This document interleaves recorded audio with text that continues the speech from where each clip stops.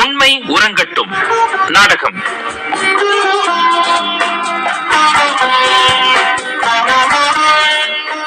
ஆசிரியர் MS ஜெகன் அவர்கள்.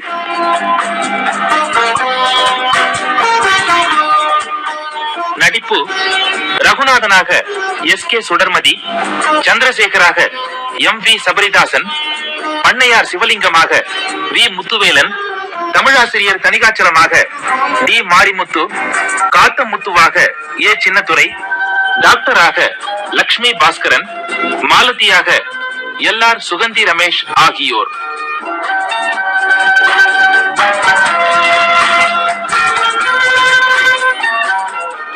அமைப்பு நா தமிழ்வாணன், K சுதர்சனம்.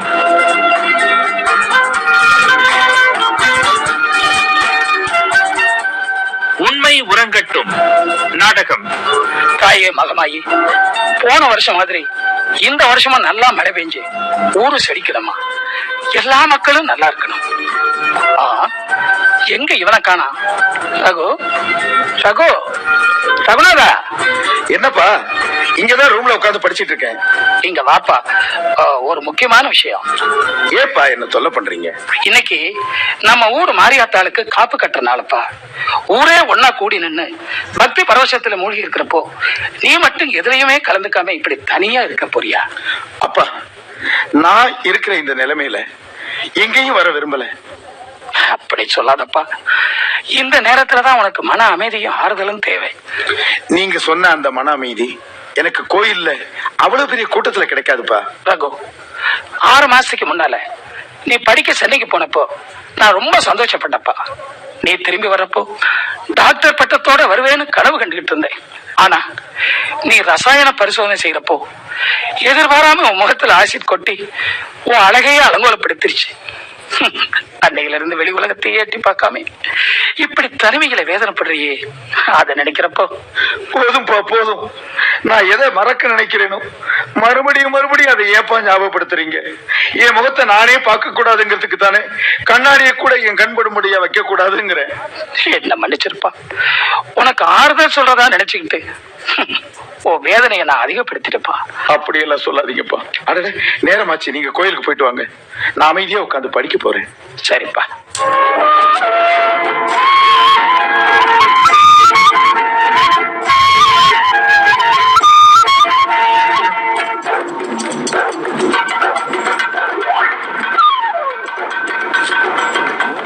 என்னப்பா இது? காய்கறி வாங்க போன நீங்க கையில லெட்டரோட வரீங்க? யாருக்கு வந்திருக்கு? வேற யாருமா நமக்கு கடுதாசி போட போறாங்க? எல்லாம் நம்ம காத்தமுத்து கிட்ட இருந்துதான்.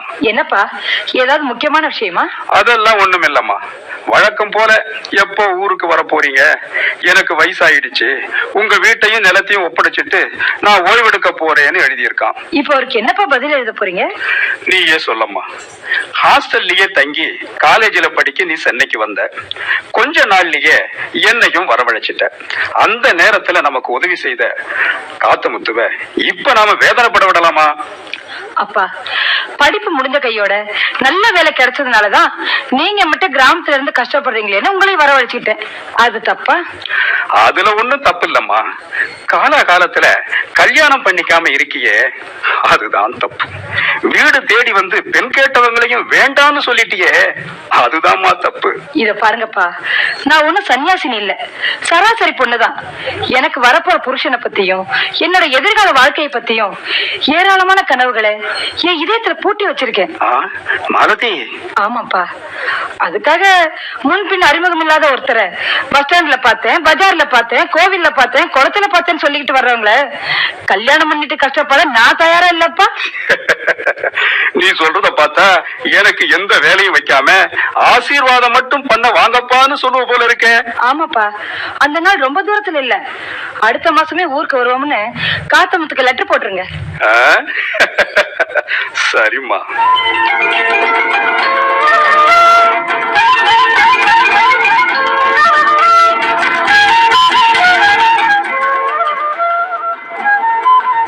ஏய் ரகு, ரகு, என்னடா அது பகல்லையே தூக்கமா?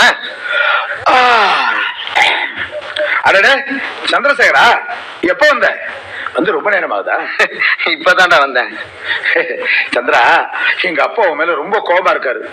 அடிக்கடி உன்னை விசாரிப்பாரு. என்னது, உங்க அப்பா கோவப்படுற அளவுக்கு நான் என்னடா செஞ்சேன்? பின்ன என்னடா, நாம 2 பேரும் வெவ்வேறு மாவட்டத்தை சேர்ந்தவங்களா இருந்தாலும் காலேஜ்ல நண்பர்களானோம். நடுவுல எனக்கு இந்த விபத்து ஏற்பட்டதும் என் முகத்தை பார்க்க கூச்சப்பட்டாங்க எல்லாரும். அந்த நிலையில நீ மட்டும் கடைசி வரைக்கும் என் கூட இருந்து என்னை அழைச்சிட்டு வந்து வீட்டுல விட்டுட்டு போனேன். அதனாலதான் எங்க அப்பா உன் மேல அளவு கடந்த பிரியமா இருக்காரு. என்னடா அது, நான் வந்ததும் உங்க அப்பா என் மேல ரொம்ப கோபமா இருக்காருன்னு, இப்ப என்னடான்னா அளவு கிடந்த பிரியமா இருக்காருங்கிற? டேய், யாரு அதிகமா நேசிக்கிறோமோ அவங்களத்தான் உரிமையோட கோச்சிக்க முடியும். அதோ அப்பாவே வந்துட்டாரு. அப்பா, அப்பா, இத பாத்தீங்களா யாரு வந்திருக்காங்கன்னு? தெரியுதுப்பா, உன் ஃப்ரெண்டு சந்திரசேகரை தவிர வேற யாருக்கிட்ட நீ இவ்வளவு கலகலப்பா பேச போற? தம்பி சந்திரசேகர், ஐயா, எங்கப்பா உன்னை 2 மாசமா ஆளே காணா? ஆபீஸ் வேலையா அடிக்கடி வெளியூர் போறதுனால எனக்கு லீவு கிடைக்க மாட்டேங்குதுங்க ஐயா. கோச்சிக்காதீங்க, இனிமே அப்படி இருக்க மாட்டேன். மாசம் 2 நாள் லீவு போட்டுட்டு இங்க வந்துடுறேன். சந்திரா, நீ குளிச்சுட்டு ரெஸ்ட் எடு, சாயங்காலம் பேசிக்கலாம். நானும் வயலுக்கு போயிட்டு வந்துடுறேன். சரிங்க ஐயா.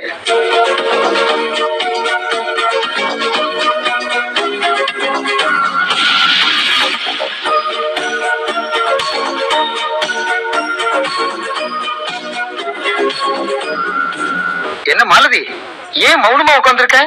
அடுத்த வாரமே உங்க அப்பா வந்து பாக்குறேன்னு சொல்லிட்டு 15 நாள் கழிச்சு இப்ப வந்திருக்கீங்க. கோச்சிக்காத மாலதி, ஏன் உத்தியோகம் அப்படி? அடேடே, சீச்சி, என்ன இது குழந்தை மாதிரி? இதுக்கா கண்கலங்கிற? அத பார், உன் மனச புரிஞ்சுகிட்ட மாதிரி கருமேகங்கள் கூட சூட ஆரம்பிச்சிருச்சு. சரியான மழை வரப்போகுது. ஐயோ, சொல்லி வாய் முறத்துக்குள்ள மழை வந்துடுச்சே. வாங்க, அதுவும் அந்த மரத்தடிக்கு போயிடலாம். இன்னும் 2 நிமிஷம் நின்னா கூட முழுக்க முழுக்க நனைஞ்சிருவோம் போல இருக்கே. வா, அதோ பாரு, அந்த கட்டடத்துக்குள்ள போயிடுவோம்.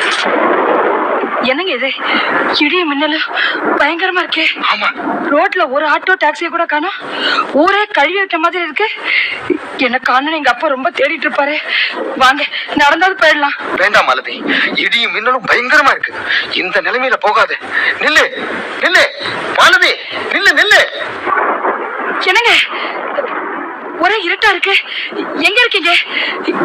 என்னங்க, சேகர், சேகர். மாலதி, கீழே வந்துடாத. இதோ இதோ நான் வந்துட்டு இருக்கேன். என்னாச்சு என்னாச்சு என்னாச்சு மாலதி, உனக்கு என்னாச்சு? என்னங்க, எனக்கு எனக்கு தலையே சுத்தது மாதிரி இருக்கு. எதுவுமே சரியா தெரியல. என்னை விட்டுடாதீங்க, என் கைய பிடிச்சுக்குங்க. எனக்கு என்னவோ மாதிரி இருக்குங்க. மாலதி, உனக்கு ஒண்ணும் இல்ல, தைரியமா இரு. இதோ என் தோலை கெட்டியா பிடிச்சுக்க. அப்படிதான், மெதுவா மெதுவா மெதுவா எந்திரி, மெதுவா.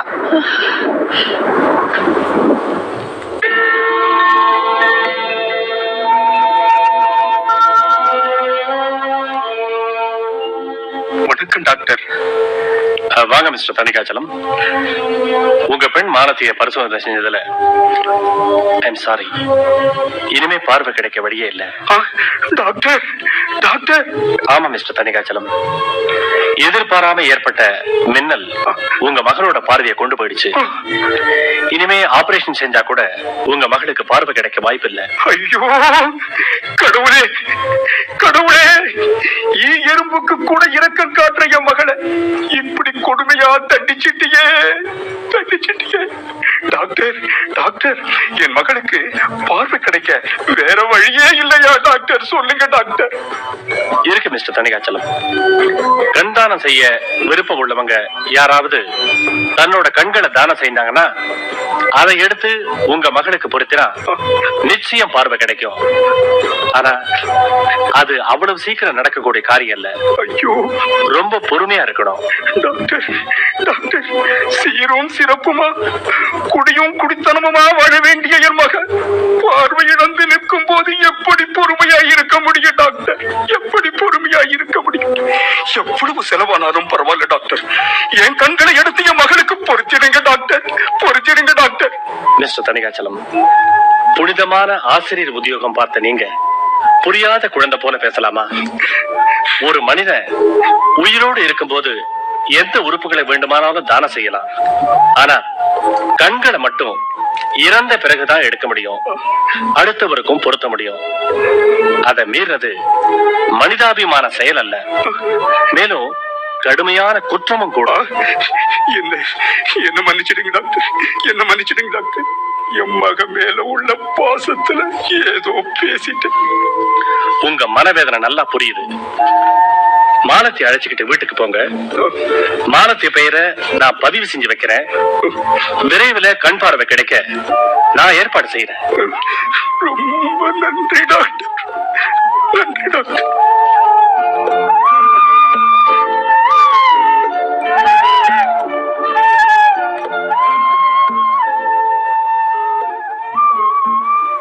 சார், வீட்டுல யாரு? ரெஜிஸ்டர் போஸ்ட் வந்திருக்கேன். என்னப்பா போஸ்ட்மேன் வந்து ரெஜிஸ்டர் தபால் கொடுத்துட்டு போறாரு? யாருக்கிட்ட இருந்து வந்திருக்கு? வழக்கம் போல கிராமத்துல இருந்து காத்தமுத்து தானா? இல்லம்மா, தபால் என் பெயருக்கு வந்திருந்தாலும் உனக்கு தாமா எழுதியிருக்காங்க. அதுவும் நீ அடிக்கடி சொல்லுவியே, சேகர், அவர் தாமா எழுதியிருக்கார். என்னது, சேகர் எழுதியிருக்காரா? என்ன எழுதியிருக்காரு? படிங்கப்பா, படிங்க. இதோ படிக்கிறம்மா. அன்புள்ள மாலதி, சேகர் எழுதி கொண்ட உன்னை மருத்துவமனையில் விட்டு உன் தந்தைக்கும் தகவல் கொடுத்து என் ரூமிற்கு வந்த எனக்கு ஊரில் இருந்து ஒரு பெரிய அதிர்ச்சியை தரும் செய்தி காத்திருந்தது. ஆமா, கிராமத்தில் என் பெரியப்பா இறந்து விட்டார். மனைவியையும் மகளையும் அனாதையாக்கி விட்டு போய்விட்ட அந்த குடும்பத்துக்கு ஆதரவு மட்டுமல்ல, என் உடன்பிறவா அந்த தங்கைக்கு நல்ல வாழ்வு அமைத்து கொடுப்பதும் என் கடமையாகிவிட்டது. இந்த நிலையில் நம் திருமணத்தை பற்றி நினைத்து பார்ப்பதே கஷ்டமாக இருக்கிறது. என்னை மன்னித்து விடுத்து காலம் வரும்போது சந்திப்போம். இப்படிக்கு சேகர், என்னம்மா இது? இயற்கை தந்த அதிர்ச்சியில் இருந்து மீள்றதுக்குள்ள இறைவன் அடுத்த அதிர்ச்சியை கொடுத்துட்டானே. அப்பா, இது இறைவன் கொடுத்த அதிர்ச்சி இல்லப்பா, மனிதனின் கற்பனை கதை. என்னம்மா சொல்ற? சூழ்நிலை ஏற்படும் போதுதான் மனுஷனுடைய சுயரூபம் தெரியும் சொல்லுவாங்க. அது எவ்வளவு நிதர்சனமான உண்மைன்னு சேகர் நிரூபிச்சுட்டாருப்பா. சொல்றது எதுவும் எனக்கு புரியலையேம்மா. அப்பா, அவர் என்கிட்ட பழகும் போது தனக்கு உறவுன்னு சொல்லிக்க யாரும் இல்ல, நான் ஒரு அனாதைன்னு அடிக்கடி சொல்வார். அப்படி இருக்கும்போது இப்ப இறந்து போன பெரியப்பா எங்க இருந்துப்பா வந்திருப்பாரு? அப்படின்னா உன்னை ஏமாத்துறதுக்காக இப்படி ஒரு பொய்யான செய்தியை எழுதி இருக்கானா? அவன் ஆபீஸ் விலாசம் சொல்லு, நான் போய் பார்த்துட்டு வரேன். வேண்டாப்பா, வேண்டாம். எனக்காக நீங்க எந்த சிரமமும் பட வேண்டாம். அவர் மனச தெளிவா லெட்டர்ல திறந்து காட்டிட்டார். இனிமே என்னம்மா, காலமெல்லாம் கண்ணீரும் கம்பளையுமா துன்பமும் துயரமுமா இருக்க போறேன்னு சொல்ல போறியா? அந்த அளவுக்கு கோழையாவாய் உங்க மகளை வளர்த்திருக்கீங்க? இல்லப்பா, இல்ல. இனிமேதான் பாரதி பாடிய புதுமை பெண்ணா வாழ போறேன். அம்மா, நீ சொல்றதெல்லாம் பேசவும் படிக்கவும் நல்லா இருக்கும், ஆனா வாழ்க்கைக்கு ஒத்து வராதம்மா. மாலதி, நடந்ததையெல்லாம் ஒரு கனவா நினைச்சு மறந்துட்டு மனசை தைரியப்படுத்திக்க. உனக்கு ஆறுதல் சொல்ல வேண்டிய நானே உன் மனவேதனையை அதிகப்படுத்திட்டேன். இனிமே கொண்டு என்ன செய்யறதுன்னு நீயே யோசிச்சு சொல்லம்மா. இனிமே யோசிக்கிறதுக்கு என்னப்பா இருக்கு? கொஞ்ச நாளைக்கு அமைதியா கிராமத்துல போய் இருக்கலாம். என்னம்மா சொல்ற? ஆமாப்பா, நாளைக்கு நடக்க போற வாழ்க்கைய ஆண்டான்ட்ட ஒப்படைச்சிட்டு இன்னைக்கு வாழ்ற வாழ்க்கைய அமைதியா வாழலாம்னு சொல்றேன். போங்கப்பா, போய் டாக்டர்கிட்ட நம்ம அட்ரஸ கொடுத்துட்டு வாங்க. இன்னைக்கு சாயங்காலமே ஊருக்கு புறப்படலாம். சேகர், என் கண்கள்ல பார்வை பறி போனது எனக்கு என் வாழ்க்கைக்கு ஒளிவிளக்கா நீங்க இருப்பீங்கன்னு நினைச்சிட்டு இருந்தேன். ஆனா நீங்க ரோஜா இதழ்களை விட மென்மையான மனம்னு சொன்னீங்களே, அந்த மனசையே இருளடை செஞ்சிட்டீங்களே. பரவாயில்ல சேகர், பரவாயில்ல. நீங்க எங்க இருந்தாலும் நல்லா இருக்கணும். இனிமே உங்க வாழ்க்கையில என்னைக்குமே நான் குறுக்கிட மாட்டேன், என்னைக்குமே நான் குறுக்கிட மாட்டேன்.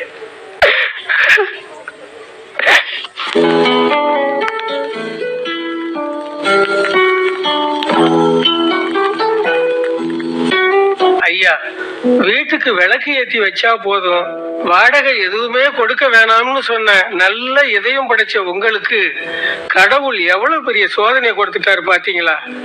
கடவுளுக்கு கண்ணே இல்லைங்க ஐயா, கண்ணே இல்ல.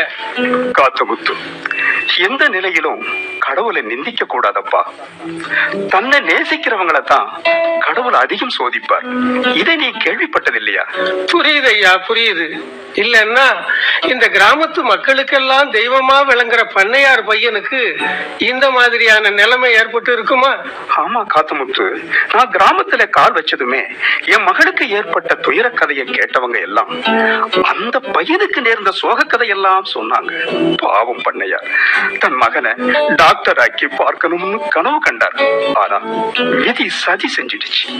பாவம், அந்த பையன் கிராமத்துக்கு வந்ததுல இருந்து வெளியில வர்றதில்ல, யாருகிட்டையும் பேசுறதும் இல்ல.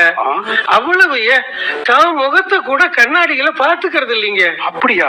அந்த அளவுக்கா முகம் அகோரமா இருக்கு? அதெல்லாம் ஒண்ணும் இல்லைங்க ஐயா, சும்மா லேசான வடுதான். ஆனா அதுவே அவர் மனசுல ஆறாத ரணமாயிடுச்சுங்க. எல்லாம் காலத்தின் கட்டளை. அது போகட்டும் காத்தமுத்து, நீ எனக்கு கடிதம் எழுதும் போதெல்லாம் சீக்கிரம் வந்துடுங்க, வீட்டையும் நிலத்தையும் ஒப்படைச்சிட்டு ஓய்வெடுக்க போறேன்னு எழுதுவியே, எங்க போக போற? வயசான காலத்துல கோயில் குளங்களுக்கு போகலாம்னு நினைச்சுக்கிட்டு இருந்தேங்க. ஆனா அதை விட முக்கியமான வேலை ஒண்ணு இருக்கு. இனிமே நான் எங்கும் போக மாட்டேன்.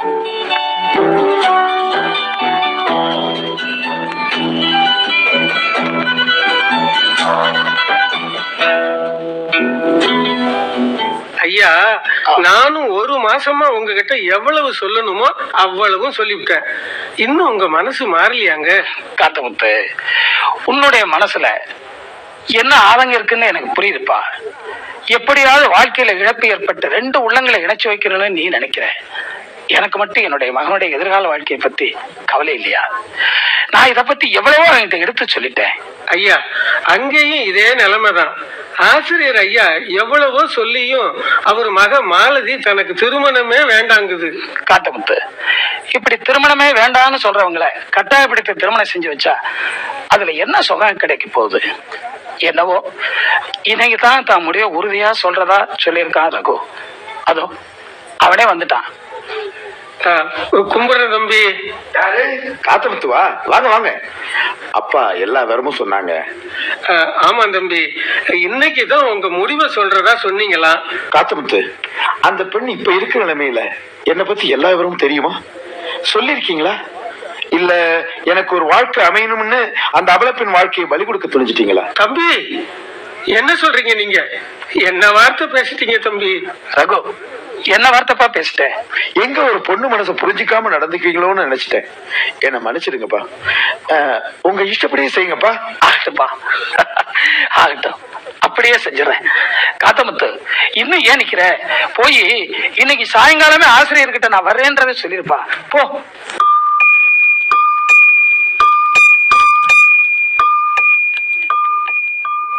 என்னையா நீங்க நடந்ததெல்லாம் சொல்லிட்டேன், அதையெல்லாம் கேட்டுக்கிட்டு அப்படியே உட்கார்ந்து இருக்கீங்க. பண்ணையார் சிவலிங்க ஐயா வேற சாயங்காலமா வரப்போறதா சொல்லிட்டாரு. அதுக்கு முன்னால நீங்க மாலதிய கூப்பிட்டு பக்குவமா விஷயத்த சொல்லிடுங்க. அப்பா, நீங்க பேசுனது எல்லாத்தையும் கேட்டுக்கிட்டு இவ்வளவு நேரம் இந்த கதவுக்கு பக்கத்துலதான்ப்பா நின்னுட்டு இருந்தேன். ரொம்ப நல்லதா போச்சுமா. நானும் காத்தமுத்துவும் பலமுறை உங்ககிட்ட கேட்டுக்கிட்டோம், சரியா பதில் சொல்லவே இல்லை நீ. அப்பா, நான் தனி ஒருத்தியா துன்பப்படுறத தாங்கிக்க நான் தயாரா இருக்கேன். ஆனா என்ன மனைவியாக்கிக்கிறது மூலமா அவரு கஷ்டப்படணுமா, துன்பப்படணுமா? சொல்லுங்கப்பா, சொல்லுங்க. மாலதி, பண்ணையார் சிவலிங்க ஐயாவை பத்தியும் அவர் குணத்தை பத்தியும் இந்த ஊருக்கே நல்லா தெரியும். ஏன், உனக்கு கூட நல்லா புரியுமா? தன்னுடைய வாழ்க்கையே அஸ்தமிச்சு போச்சுன்னு நினைக்கிற அவருக்கு ஒரு நல்ல வாழ்க்கை அமைச்சு கொடுக்கத்தான் நாங்க அத்தனை பேரும் பாடுபடுறோம். ஐயா, உங்க உயர்ந்த நோக்கு எனக்கு நல்லா புரியுது.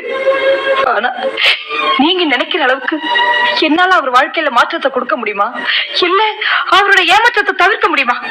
நிச்சயமா முடியுமா. அவர் படிச்சவர், பண்புள்ளவர், நீயும் படிச்ச பொண்ணு. உங்களுக்கு உள்ள குறைகளினால உங்க வாழ்க்கை எந்த வகையிலும் பாதிப்பு ஏற்படாதுமா. இன்னும் என்னம்மா யோசிக்கிற? இல்லப்பா, இனிமே யோசிக்கிறதுக்கு எதுவுமே இல்லை. என் உள்ள தெளிவடைஞ்சிருக்கு. உங்க விருப்பப்படியே செய்யுங்கப்பா.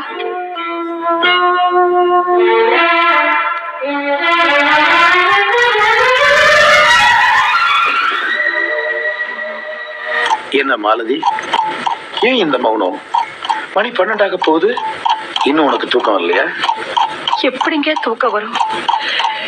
நீங்க சந்தோஷமா இருக்க வேண்டிய இந்த நேரத்துல ஏன் சோக கதையை சொல்லி உங்களையும் துன்பப்படுத்திட்டு, ஆனா நீங்க கொஞ்சம் கூட வருத்தப்படாம கடந்த கால வாழ்க்கையை பத்தி பேசாத, அத மறந்துடுன்னு ஒரே வரியில சொல்லி கோபுரமா உயர்ந்துட்டீங்க. இப்படிப்பட்ட உத்தமருக்கு பணியோட செய்ய முடியலையேன்னு நினைக்கும் போது எனக்கு எப்படிங்க தூக்கம் வரும்? மாலதி, உன்னை நான் என் மனைவியா வாழச் சொல்லி கட்டாயப்படுத்த விரும்பல. முதல்ல நல்ல நண்பர்களா பழகுவோம், பிறகு கருத்துரிமித்த காதலர்களாக பழகுவோம். காலம் கடிந்து வரும் பொழுது கணவன் மனைவியா வாழ்வோம். என்ன சொல்றேன்? எவ்வளவு உயர்ந்த உள்ள படிச்சவர் நீங்க. இப்போ என் மனக்கண்ணுல தெரியறதெல்லாம் தந்தை சொல் மிக்க மந்திரமில்லைன்னு வாழ்ந்து காட்டிய அந்த காவிய நாயகன் ரகுதான்.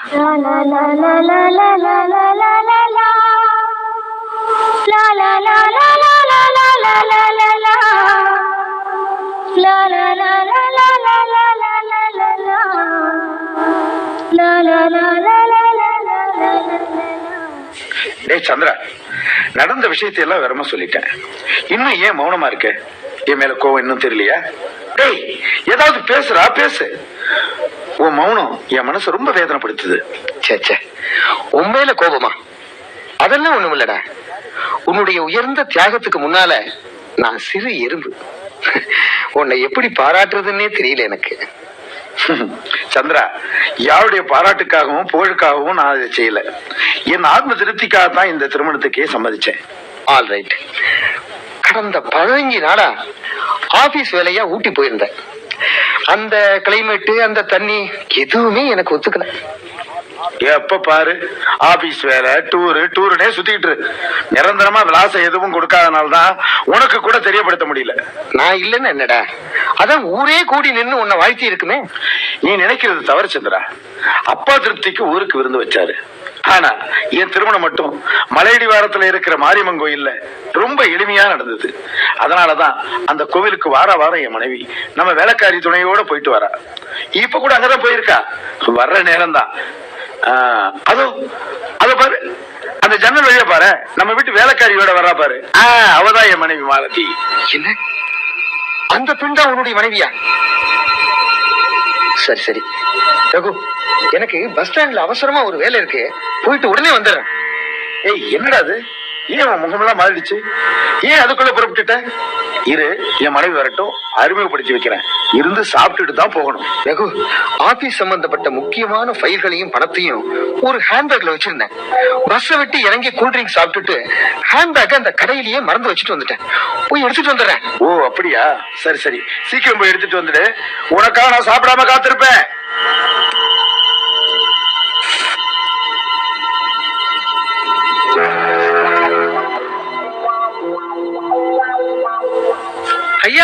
ஐயா, சின்னையா, வாங்க காத்துமுத்து.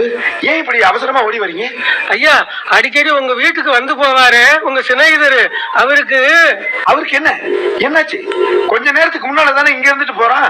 ஆமாங்க ஐயா, தெருவுல பார்த்தவங்க சொன்னாங்க. இங்க இருந்து போகும்போது ஏதோ பிரம பிடிச்ச ஒரு போல போய்கிட்டே இருந்தாராம்.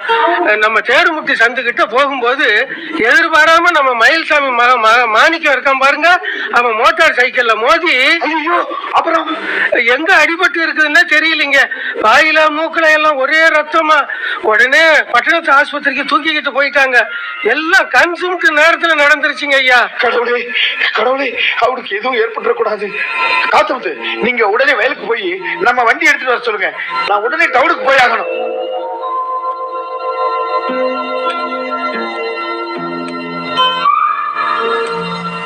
ரகு, நடக்க கூடாதது நடந்துருச்சு.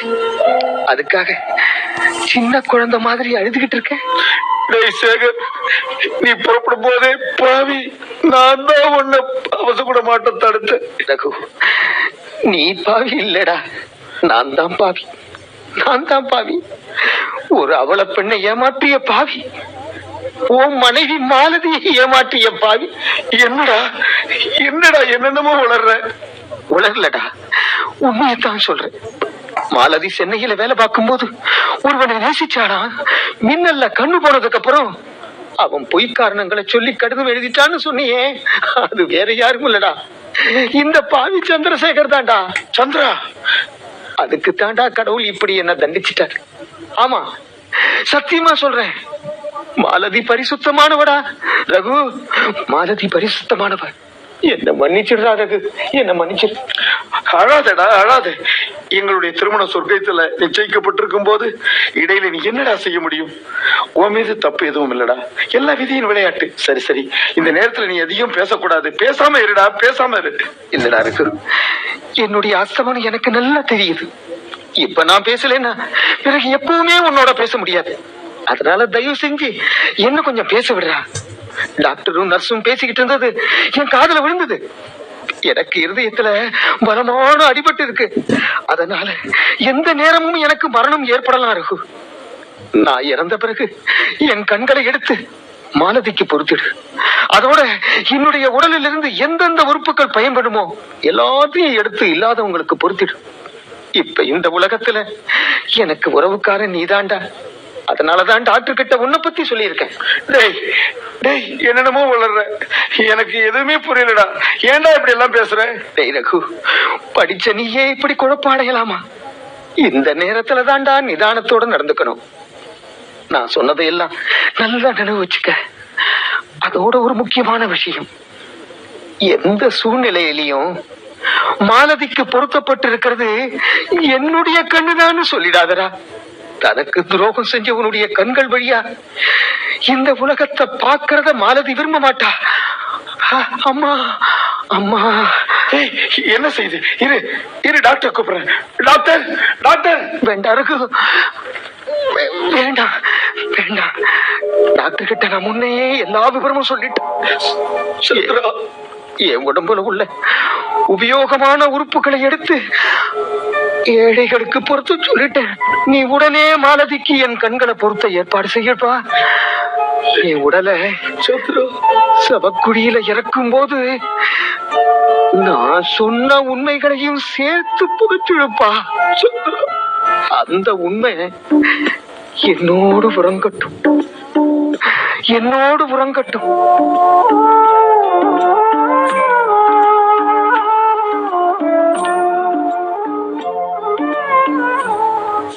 நேயர்கள் இதுவரை கேட்டது உண்மை உறங்கட்டும் நாடகம். ஆசிரியர் MS ஜெகன் அவர்கள்.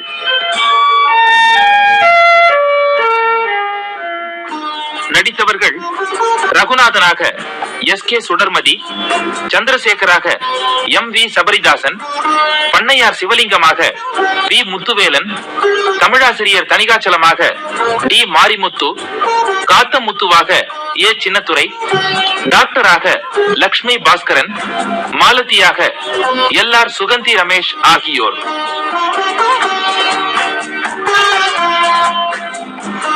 அமைப்பு நா தமிழ்வாணன் K சுதர்சனம்.